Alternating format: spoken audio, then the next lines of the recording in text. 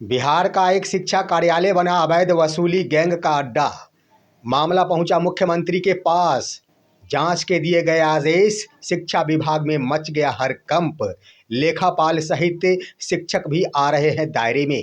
दोस्तों नमस्कार, मैं हूं आपका दोस्त स्केच चौधरी। एक बड़ी खबर से आप सभी को आज की तारीख में मैं रूबरू कराता हूं कि आखिर शिक्षा कार्यालय जो अवैध वसूली गैंग का अड्डा बन गया है और इसकी शिकायत एक शिक्षिका ने मुख्यमंत्री श्री नीतीश कुमार के पास पहुंचा दी है। लेकिन बात जब मुख्यमंत्री के पास पहुंच जाती हो तो क्या यह मामला ठंडे बस्ते में रह सकता? कदापि नहीं दोस्तों। इसको लेकर जांच की प्रक्रिया भी प्रारंभ कर दी गई है। लेकिन सबसे बड़ी बात ये रही कि अवैध वसूली गैंग में प्रखंड शिक्षा पदाधिकारी सहित वहां कार्यरत लेखापाल और सबसे बड़ी बात ये रही कि शिक्षकों के बीच से आने वाले एक प्रधानाध्यापक की भी इसमें संलिप्तता को दर्शाई गई है। आइए दोस्तों, आज के इस वीडियो में हम चर्चा करते हैं कि आखिर शिक्षक किस तरह परेशान हो रहे हैं, जिसके कारण अपनी पीड़ा को अंतःगत्वा उन्हें मुख्यमंत्री के पास पहुंचाना मजबूरी बन जाती। आइए इस पर चर्चा करते हैं। लेकिन एक बार फिर से आपसे गुजारिश करूंगा, अगर आप मेरे इस चैनल को अभी तक सब्सक्राइब नहीं किए होंगे, कृपया सब्सक्राइब कर लेंगे। और अगर एक बार सब्सक्राइब कर लिए होंगे तो दोबारा सब्सक्राइब करने की आवश्यकता नहीं है। दरअसल दोस्तों, मामला बिहार का एक समस्तीपुर जिला और समस्तीपुर जिला के अंतर्गत आने वाला एक प्रखंड है ताजपुर प्रखंड। ताजपुर प्रखंड के अंतर्गत ही दोस्तों बीआरसी कार्यालय, प्रखंड संसाधन केंद्र ताजपुर बीआरसी अवैध वसूली गैंग का अड्डा बन चुका है। ये बातें मैं नहीं कह रहा हूं दोस्तों, एक शिक्षिका के द्वारा आरोप मढ़ा गया है। लेकिन मैं बताऊंगा दोस्तों, आप मेरे वीडियो के अंत तक बने रहेंगे। आखिर कौन कौन से कारनामे किए जाते हैं प्रखंड शिक्षा कार्यालय ताजपुर में। इसके बाद दोस्तों ये बातें मैं आपको बता देना चाहूँगा कि ये खबर आखिर दैनिक जागरण ने भी काफ़ी जोर और शोर से चलाई है। दरअसल दोस्तों वो स्क्रीनशॉट आपके सामने, दैनिक जागरण ने क्या लिखा है दोस्तों कि जिले के ताजपुर प्रखंड स्थित प्रखंड संसाधन केंद्र में अवैध वसूली गैंग के सक्रिय होने से शिक्षा विभाग में मच गया है हड़कंप। देख रहे होंगे दोस्तों, आखिर मजबूरी तो रही होगी किसी शिक्षिका के ऊपर, जिन्होंने आखिर मुख्यमंत्री के पास इस मामले को पहुंचाना उचित समझी। दरअसल दोस्तों आखिर क्या है मामला, आइए उसके बाद हम आपको डिटेल में बताएंगे कि आखिर प्रखंड संसाधन केंद्र में कौन कौन सी अनियमितताएं किए जाते हैं। साथ ही साथ एक प्रधानाध्यापक को भी इसमें सम्मिलित किया गया है। लेकिन मैं आपको बताऊंगा कि कुछ एक प्रधानाध्यापक हैं जिनकी ओर से इस कदर सक्रियता निभाई जाती है कि मानो जैसे पूरी शिक्षा जगत को ही अपने उंगली में दबा कर रख ली हो। सबसे पहले दोस्तों एक शिक्षिका है ताजपुर प्रखंड की ही, और वो विद्यालय है आधारपुर टोले नासी, उत्कार्यमित मध्य विद्यालय आधारपुर टोले नासी की कार्यरत शिक्षिका सरस्वती कुमारी इस कदर अपने वेतन को लेकर परेशान हो गई। संभवतः रोजी रोटी का सवाल रहा होगा, उनके बच्चों की पढ़ाई का मामला रहा होगा, उनके परिवार के स्वास्थ्य की बातें रही होगी, इलाज ठीक ढंग से नहीं हो पा रही होगी। नतीजा ये हुआ कि तंग आकर उन्होंने मुख्यमंत्री के शरण में जाने का निर्णय ली। दरअसल दोस्तों शिक्षिका सरस्वती कुमारी ने एक आवेदन मुख्यमंत्री के पास भेजी है। उनका कहना यह है कि वेतन बनाने के क्रम में प्रखंड संसाधन केंद्र ताजपुर में कार्यरत लेखापाल हो या फिर कोई अन्य कर्मी हो, उनके द्वारा जानबूझकर त्रुटियां पैदा कर दी जाती है।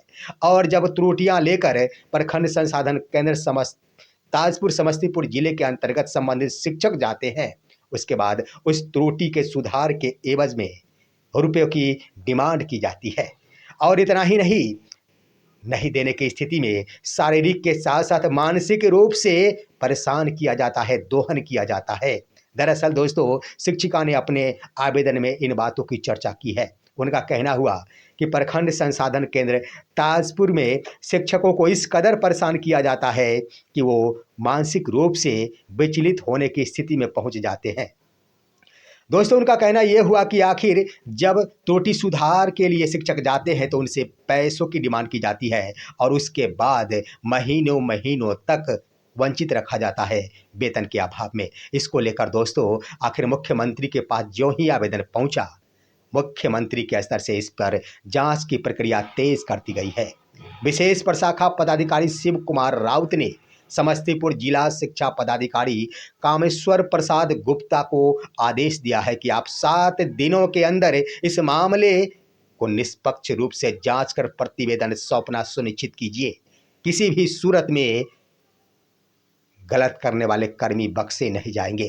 दोस्तों, सबसे पहली बात मैं बता देना चाहूँगा कि इसके अंतर्गत आखिर आरोपित किसे कहा गया है। आखिर प्रखंड संसाधन केंद्र में कोई भी गलती या फिर अवैध उस वसूली हो रही है तो ये तो स्वाभाविक ही प्रक्रिया बनती है कि प्रखंड शिक्षा पदाधिकारी इसके दायरे में आएंगे। इसी बात को लेकर आखिर प्रखंड शिक्षा पदाधिकारी ताजपुर पर भी यह आरोप मढ़ा गया है। उसके बाद इसी प्रखंड संसाधन केंद्र में कार्यरत दोस्तों लेखापाल के ऊपर भी यह आरोप मढ़ा गया है और साथ ही साथ एक प्रधानाध्यापक के ऊपर भी आरोप मढ़ा गया है कि एक प्रधानाध्यापक भी इसमें सम्मिलित रहते हैं और उनके द्वारा ही आखिर पैसों की डिमांड की जाती है। गौर करेंगे दोस्तों, वो शिक्षिका सरस्वती कुमारी के द्वारा जो आवेदन दिया गया है उसमें एक शब्द का प्रयोग किया गया है, संगठित रूप से अवैध वसूली की जाती है। क्या होता है संगठित रूप दोस्तों? इसका मतलब यही हुआ कि ढेर सारे शिक्षकों का एक संगठन, यानी ढेर सारे शिक्षक एक मंच पर आकर ऐसी रणनीति बनाते हैं कि किस तरह शिक्षकों को फंसाया जाए और जब इसके निराकरण की बातें आए तब उनसे पैसों की डिमांड की जाए। दोस्तों, इसको लेकर प्रधानाध्यापक की बातें आई, लेकिन एक बात मैं कहना चाहूँगा दोस्तों, लेखापाल के ऊपर, मैं उस लेखापाल का नाम बता दूं दोस्तों, अनीश कुमार उस लेखापाल का नाम है। इसके बारे में जानेंगे दोस्तों, आपके पैरों के नीचे से भी जमीन खिसक जाएंगे। आइए अब हम सिलसिलेवार तरीकों से इसके बारे में बताते हैं, लेकिन उससे पहले जान लीजिए जिला शिक्षा पदाधिकारी को तो विशेष प्रशाखा पदाधिकारी ने आखिर 1 सप्ताह के अंदर जाँच कर रिपोर्ट सौंपने का आदेश दिया है, लेकिन आखिर जिला शिक्षा पदाधिकारी के ऊपर भी जिम्मेदारी बन गई। उन्होंने भी तुरंत कार्रवाई करते हुए एमडीएम डीपीओ को इस कार्य के लिए प्रतिनियुक्त कर दी है कि आप अविलंब ही निष्पक्ष रूप से इसकी जांच कीजिए। उसके बाद एक बीईपी को, एओबीपी को भी इस कार्य के लिए प्रतिनियुक्त कर दी गई है कि आप भी इसकी जांच कीजिए और मामले के अंतरंग तक जाइए कि मामला की सच्चाई आखिर कहाँ तक छिपी हुई है। लेकिन मैं कह देना चाहूँगा दोस्तों कि यहाँ पर जांच का सवाल उठ गया है। अगर जांच होती है तो मैं एक जिम्मेदारी पूर्वक कहना चाहूँगा कि ढेर सारे कर्मी होंगे जिन्होंने संगठित रूप से शिक्षकों का दोहन किया है, इसके दायरे में आएंगे।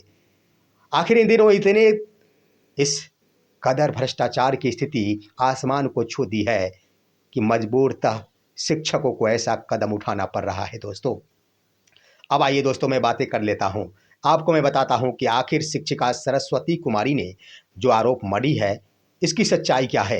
ये तो जांच का विषय है, वैसे पदाधिकारी के स्तर से इसकी जांच की जा सकेगी, लेकिन मैं बता देना चाहूँगा दोस्तों कि ऐसे मामले एक नहीं है। मैं एक आपको बता देना चाहता हूँ दोस्तों, जब विशिष्ट शिक्षक 1 जनवरी 2025 को अपना पद योगदान किए थे, उसके बाद उनको बेसिक ग्रेड का पे आखिर बेसिक पे मात्र 25,000 रुपये के दर से ही भुगतान होना शुरू हुआ था। आज की तारीख में दोस्तों बीआरसी ताजपुर के अंतर्गत आने वाले ऐसे शिक्षक हैं जिनका एरियर का भुगतान आज की तारीख तक नहीं किया गया। ढेर सारे शिक्षकों का कर दिया गया, लेकिन आखिर उनके एरियर का भुगतान नहीं किया गया है। इसी ताजपुर प्रखंड के शिक्षक हैं जिनका एरियर का भुगतान नहीं किया गया है। आखिर क्यों नहीं किया गया, जानेंगे ना दोस्तों। आपका भी दिमाग चला गया होगा कि क्यों नहीं किया गया होगा, क्योंकि उन्होंने पैसे नहीं दिए। एरियर भुगतान के लिए पैसों की डिमांड की जाती है। जब शिक्षक ने पैसे नहीं दिए, उनका एरियर आज तक बाधित रखा गया है। इसीलिए तो आखिर एक शिक्षिका ने एक शेरनी का रूप धारण कर जब मुख्यमंत्री के पास इस संदेश को पहुंचाई है तो निश्चित रूप से पसीने छूट रहे होंगे इस कार्य में संलिप्त लोगों की। आइए आप बातें करते हैं दोस्तों। संगठित रूप में अवैध वसूली की जाती है, संगठित तरीकों से, इसका मायने तो मैंने कह दिया, लेकिन हालात ये बन चुके हैं दोस्तों। हर हाल में शिक्षा विभाग के अंतर्गत प्रखंड शिक्षा कार्यालय हो या फिर जिला शिक्षा कार्यालय हो, शिक्षकों की भीड़ नहीं लगनी है।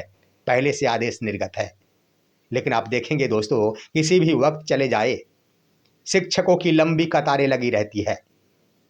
और ये बात नहीं कि लंबी कतारें लगी रहती है तो सारे के सारे शिक्षक आखिर भ्रष्टाचार में संलिप्त होते। शिक्षक को मजबूरता आना पड़ता है, मजबूर किया जाता है उस बीआरसी पर आने के लिए, और इसमें संलिप्त 2-4 प्रधानाध्यापक होते हैं जो आखिर संगठित होकर शिक्षकों को बुलाते हैं बीआरसी और वहां पर बुलाकर उनका दोहन करते हैं। दोस्तों, इतनी ही बातें नहीं, आप देखेंगे पूरे विभाग के अंतर्गत इन तमाम संगठित रूप से कार्य में संलग्न कुछ प्रधानाध्यापक हैं जो शिक्षा विभाग को इस कदर जमीन के अंदर धराशाही बनाकर रख चुके हैं, जो शिक्षा जगत के अंतर्गत मर्यादा को भी नहीं समझ पाते। आप गौर करेंगे दोस्तों, कोई भी कार्य होगा, जैसे अभी जनगणना जैसे महत्वपूर्ण कार्य चल रहे हैं, आप देखेंगे इसमें नाम अगर देना है शिक्षकों का, कार्य अगर सौंपना है शिक्षकों के लिए, तो इसमें भूमिका निभाते हैं कुछ एक चुनिंदे शिक्षक।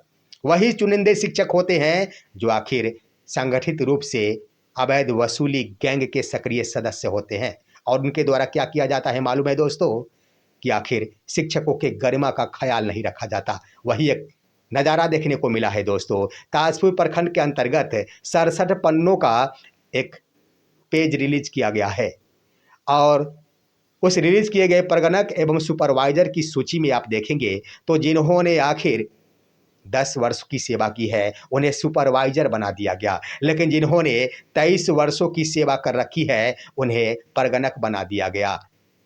कहीं ना कहीं दोस्तों, जिन शिक्षकों से कहीं ना कहीं इन 2-4 जो प्रधानाध्यापक हैं जो सक्रिय गैंग के सदस्य हैं, जिन शिक्षक से कोई बात को लेकर अंदर खाने उन्हें चिढ़न होती है, उन्हें उनके साथ इसी तरह का बदला चुकाया जाता है, शिक्षकों को प्रताड़ित किया जाता है। ये सब भी सक्रिय भूमिका निभाते हैं, ये तमाम प्रधानाध्यापक। वैसे तो आवेदन में सिर्फ एक प्रधानाध्यापक की चर्चाएं की गई है दोस्तों, लेकिन मैं कह देना चाहूँगा कि एक प्रधानाध्यापक नहीं, बड़े ही जिम्मेदारी के साथ मैं कहना चाहता हूँ, अगर जिला शिक्षा पदाधिकारी समस्तीपुर के स्तर से जिन पदाधिकारी के ऊपर यह जांच का दायित्व सौंपा गया है, वो सक्रिय रूप से, निष्पक्ष रूप से और काफ़ी अंदर जाकर इसकी एहतिकात करेंगे ना, स्पष्ट हो जाएगा दोस्तों कि एक प्रधानाध्यापक नहीं है, 2-4 कम से कम है तो 4 ऐसे प्रधानाध्यापक है जो पूरी तरह सक्रिय भूमिका निभाते हुए ताजपुर प्रखंड के अंतर्गत पदस्थापित हजारों, लगभग 1000 शिक्षकों को परेशान कर छोड़ दिए हैं।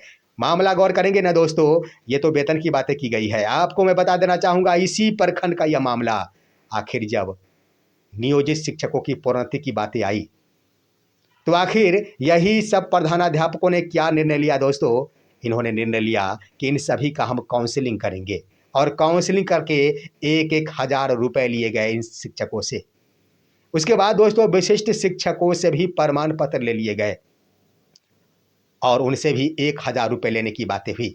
दोस्तों, एक बात मैं कहना चाहूँगा कि वो प्रधानाध्यापक जिन्हें एसीपी का लाभ मिला होगा, लेकिन उन्हें आखिर इस लाभ के लिए कोई प्रमाण पत्र नहीं जमा करना पड़ा था, लेकिन जब विशिष्ट शिक्षक की बातें आई तो यही प्रधानाध्यापकों ने उनसे प्रमाण पत्र की डिमांड कर डाली और उनकी काउंसलिंग प्रारंभ कर दी। आखिर अपने तरीके से, अपने द्वारा निर्मित कानून से शिक्षा विभाग को चलाने की पूरी क्षमता रखते हैं ये संगठित गैंग के सदस्य। आखिर देखना है क्या होता है, लेकिन जांच अगर होती है तो 1 नहीं, 2 नहीं, 3 नहीं, 4 नहीं, 4 से ऊपर प्रधानाध्यापकों के ऊपर भी गाज गिरेगी, जो कि अवैध वसूली गैंग के सक्रिय सदस्य बनकर ताजपुर बीआरसी में कब्जा जमा कर बैठे हैं। वैसे आप क्या कहेंगे इस अवैध वसूली पर? अपनी राय कमेंट के माध्यम से दीजिए। हमारे इस वीडियो को ज़्यादा से ज़्यादा लाइक और शेयर कीजिए और अब दीजिए अपने दोस्त को इजाज़त। नमस्कार।